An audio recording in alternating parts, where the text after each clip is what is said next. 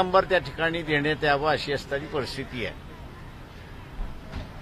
ती पद्धत फॉलो केली की न केली म्हणून आम्ही असणारा चीफ इलेक्शन कमिशनला पत्र लिहिलं होतं की याची माहिती द्यावी. त्यांनी उत्तर जे दिलेलं आहे की ती माहिती आमच्याकडे उपलब्ध नाही.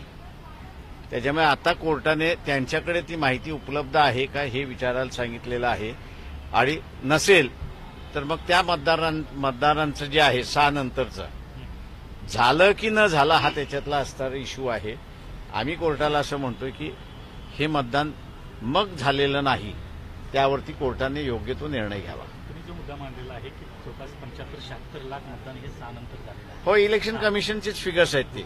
आणि तेवढंच मतदान जे आहे ते विधानसभा निवडणुकीनंतर म्हणजे लोकसभा निवडणुकीनंतर विधानसभा निवडणुकीच्या कालामध्ये वाढलेलं मतदान देखील आहे. म्हणजे काय माझं एवढंच फक्त राहणार आहे की आम्ही असणारा बॉल रोल केलेला आहे.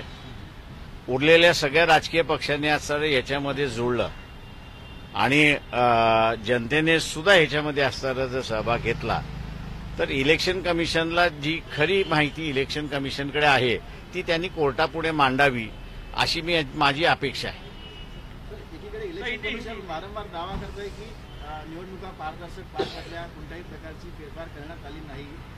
काय वाटतं की ते म्हणूनच आम्ही म्हणतोय की पारदर्शक निवडणुका पार पाडलेल्या आहेत असे इलेक्शन कमिशन दावा करतोय. तोच दावा त्यांनी असणारा कोर्टापुढे करावा आणि जी काही त्यांच्याकडे माहिती आहे किती स्लिप्स वाटल्या आणि किती स्लिप्स वाटल्या नाहीत त्याची माहिती त्यांनी कोर्टासमोर द्यावी. लोकसभा निवडणुकीनंतर जे 75-76 लाख मतदान वाढले तेच 6 राज्यानंतरचं मतदान झालेलं आहे का? त्याच्याबद्दल मला माहिती नाही काहीच.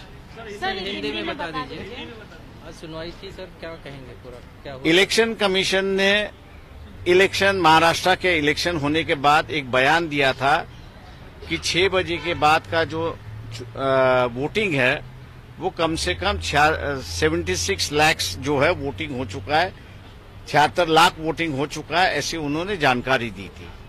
हम लोग ने बीच में इलेक्शन कमीशन से आरटीआई के माध्यम से एक क्वेरी की थी कि बूथ वाइज और कॉन्स्टिट्यूंसी वाइज कितने स्लिप्स डिस्ट्रीब्यूट गए थे, टोकन कितने स्लिप डिस्ट्रीब्यूट गए थे 6 बजे के बाद, उसका विवरण आप दीजिए. इलेक्शन कमीशन के ऑफिस से उसका जवाब आया और कहा कि ये जानकारी हमारे पास नहीं है. दूसरी बात यह है कि जहां पोलिंग वोट और काउंटेड वोट इनमें जब डिफरेंस आता है तो इलेक्शन कमीशन की ही गाइडलाइन है कि रिटर्निंग ऑफिसर ऐसे वक्त में इलेक्शन अनाउंस नहीं कर सकता है. उसको वो पूरा मामला जो है वो इलेक्शन कमीशन के पास भेजना है और इलेक्शन कमीशन जो डायरेक्शन देगा उस डायरेक्शन के मुताबिक उनको फैसला देना होगा. ऐसी एक परिस्थिति है. तो ये 2 मुद्दों पर जो है हम लोग की इलेक्शन रिट पिटीशन दाखिल है और मैं मान के चलता हूं कि आज नोटिस इशू की गई है. सेंट्रल गवर्नमेंट को, यूनियन ऑफ इंडिया को नोटिस इशू की गई है, चीफ इलेक्शन कमीशन को नोटिस इशू की है और महाराष्ट्र के जो इलेक्टोरल ऑफिसर है उनको ये नोटिस इशू कर दी है और कोर्ट ने 2 हफ्ते के अंदर उनसे जवाब मांगा है. 2 हफ्ते के बाद ये दोबारा कोर्ट के सुनवाई पर आ जाएगी और उस वक्त मेरे ख्याल से फाइनल हियरिंग की शुरुआत होगी, ऐसा मुझे लगता है. मैं तमाम राजनीतिक दल महाराष्ट्र के जो है उनसे विनती करता हूं कि हमने जो है ये 75 लाख वोट का इशू जो है वो कोर्ट के सामने लाया हुआ है. राजनीतिक दलों ने भी इसमें इंटरेस्ट लेना चाहिए और एक जॉइंट एक्शन अगर होता है तो मैं मान के चलता हूं कि एक परिस्थिति अच्छी उभरेगी, ऐसी बात है.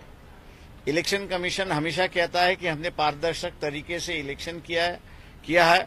मैं उनसे ये रिक्वेस्ट करूंगा कि आपकी जो पारदर्शिता है जिस पर आप दावा कर रहे हो वो कोर्ट के सामने अगर लिया है तो मेरे ख्याल से कोर्ट को भी फैसला देने में आसान होगा, ऐसा मैं मानता हूं. सर, एक प्रश्न असा होता, ठाकरे गटाकडून जे येते निवडणूक पारदर्शक व्हावी म्हणून आधार कार्डची सक्ती करावी असं राज्याचे निवडणुकांचे आयोजक चोक्कलिंगम त्यांना निवेदन दिलं होतं.